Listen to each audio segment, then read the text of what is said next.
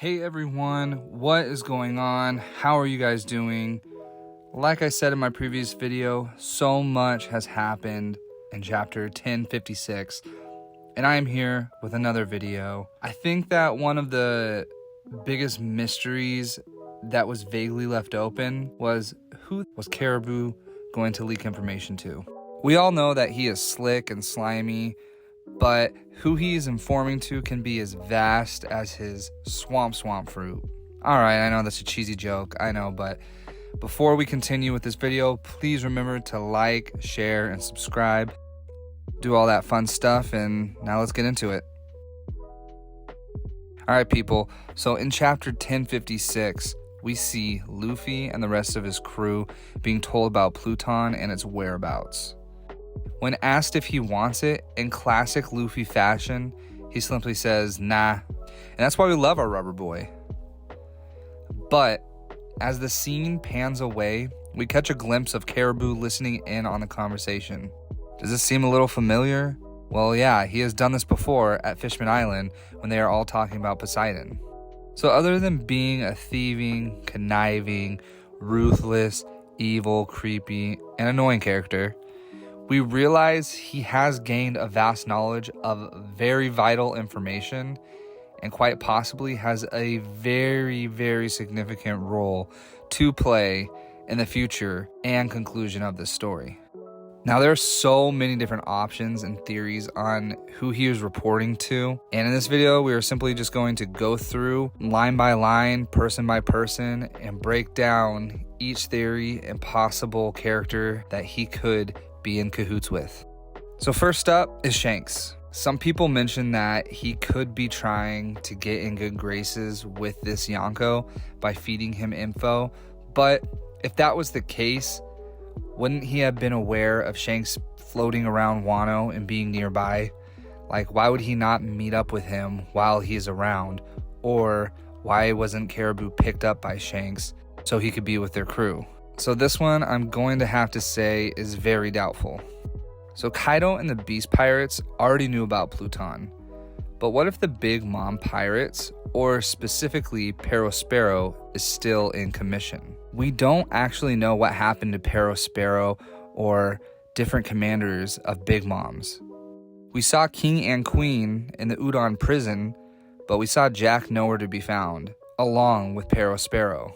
So Perospero and Caribou would definitely be the creepiest duo, especially with their whole tongue thing that they both have. But there is not a lot to go on regarding this, so I might have to pass on this one as well.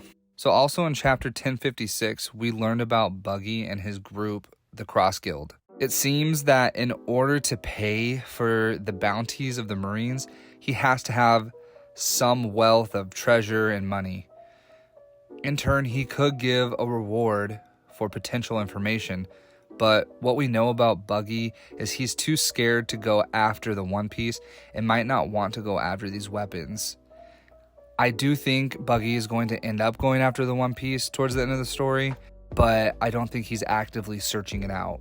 But we do know that Crocodile is for sure interested in these weapons. Maybe Croco has put out the word that he is interested. We all know that he wanted them to use against Whitebeard so he can defeat Whitebeard. Obviously that's done and over with, but maybe he still wants power and he still wants those weapons. So maybe the world knows that he is interested in the ancient weapons and people know about his desires, and Caribou might want to help him and feed him information. We know Crocodile has the motives for the ancient weapons, but for the connection between him and Caribou knowing each other, it's pretty non-existent. So let's move on. So when we were discussing Buggy's money and treasure and wanting a reward, there is someone who wants the opposite and would love to gain just the knowledge alone about these weapons. Yeah, that's right, it's your favorite big bird, Big News Morgans. There's really not much to say about him other than everyone knows he wants info and will pay for it. Maybe our boy Caribou is in it for the money after all. But if he isn't in it for the money, maybe his heart is changed and he wants the world to be a better place. So maybe it's Monkey D. Dragon. What if Caribou is connected with the revolutionaries because he pretended to be a rebellion leader? That same rebellion leader he pretended to be He resembled him and he was actually dead. It would definitely be an interesting turn of events if he was on the revolutionary side. It's not super likely, but we can't discount it yet.